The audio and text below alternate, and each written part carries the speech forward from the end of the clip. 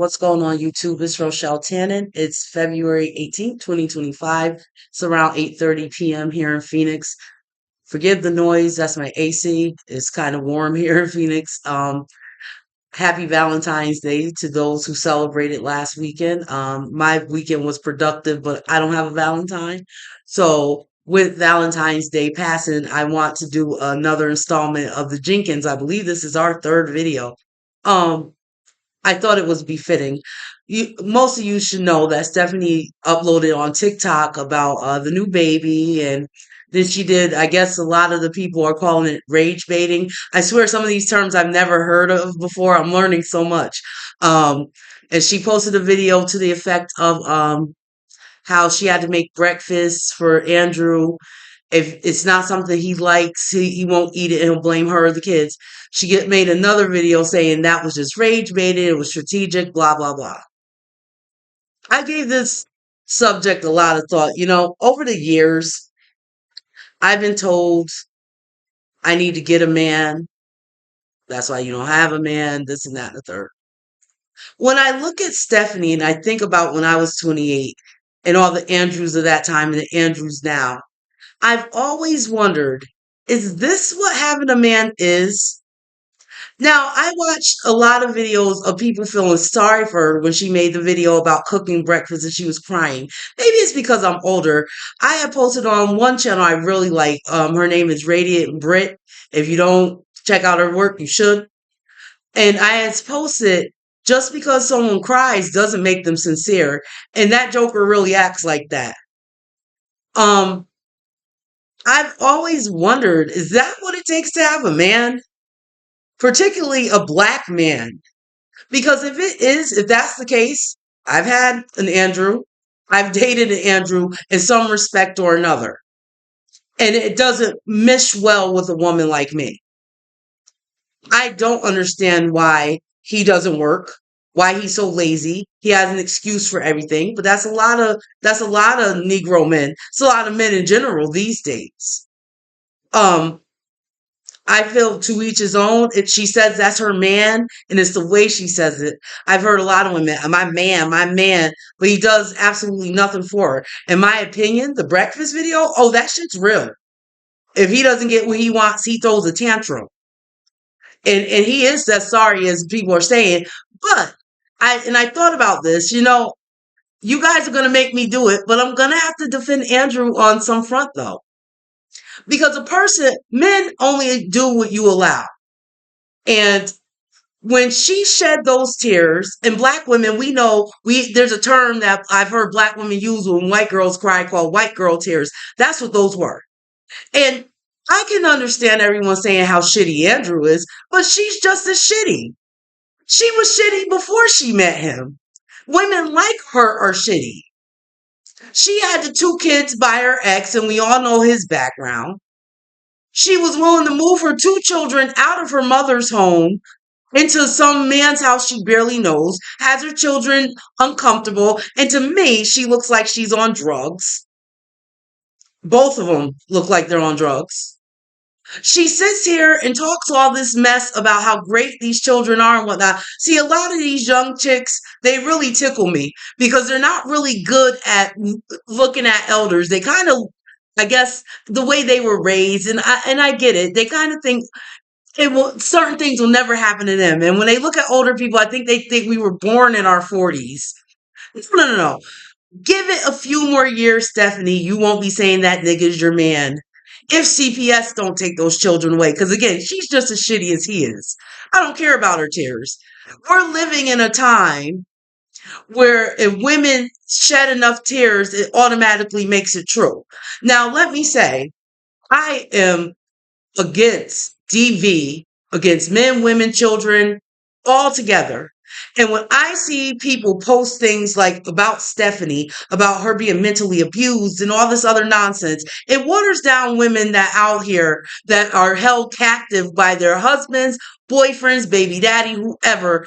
And they ain't running around here talking about that's my man and all this other stuff. They're trying to get the fuck away from the crazy joker. See, she's playing this game. I'm not about to to feel bad for a person because they shed a tear after talking about how this is her man and everybody wants to see their downfall. When she said that in that video, I'm thinking to myself, how much further do you niggas got to fall? Who's hating on this? Who is hating on this? Who? And then her arrogance, his as well. For how? Y'all were seven people in one goddamn bedroom apartment. You made all this money, and the reason I think they're on drugs is because where did all that money go? And when I look at Stephanie, her teeth, her skin, listen, I was raised in the 80s. I'm a 1980 baby. I know drug addiction when I see it. I know drug addiction so well, and I know other 80s and 70s babies can feel me. I am addict fatigued. I have been dealing with fucking addicts since 1985 or 1986. Since the crack epidemic. Then it was the meth epidemic, you know, that hillbilly meth. Then it was the fucking opioid epidemic. Then it went to heroin. Now we're at fentanyl. I am addict out, but I can tell an addict, young or whatever. She's just as shitty as he is. If it isn't Andrew, it'll be a next minute man.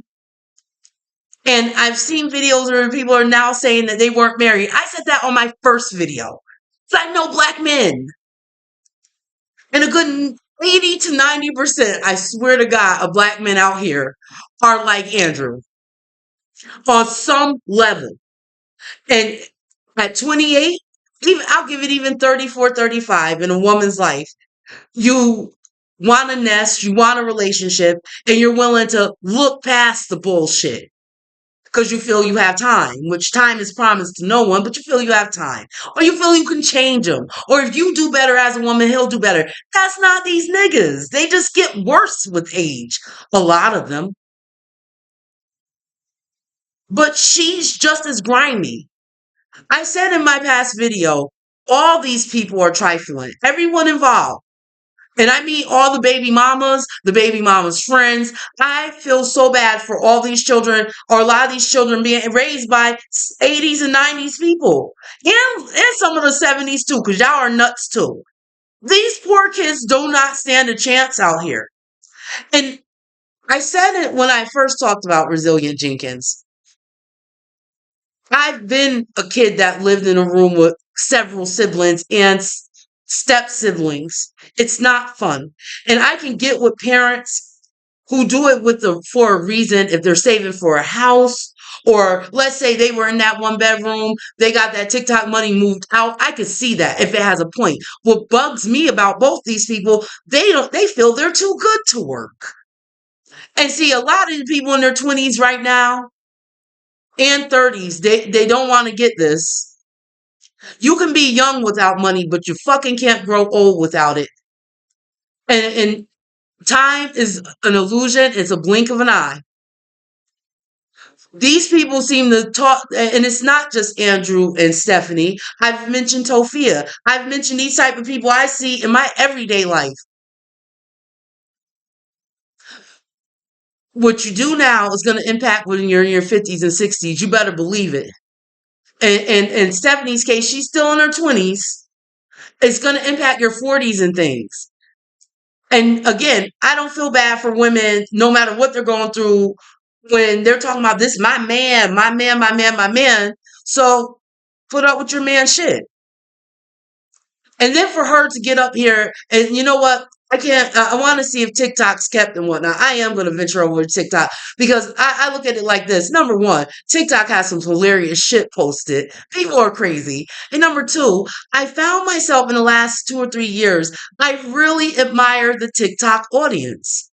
And I know some of them talkers are here on YouTube as well, but I am tired of these creators who the TikTok audience blesses them with lifetime opportunities, life-changing money, life-changing connections, and these mofos have the nerve to be rude. What world are we fucking living in? I'm very well aware, and I know I'm not as consistent as I need to be, and I'm working on it. But I've never asked anybody on my channel for donations, for money, none of that shit. When I first started my channel, I said a lot of this is therapeutic for me. Now, if I get to the point where my audience wants to donate or do any of that stuff, that's great. But I was alive before the internet. You got to work to fucking eat. You're either going to work hard while you're young or you're going to work hard while you're old. But you're going to work hard eventually.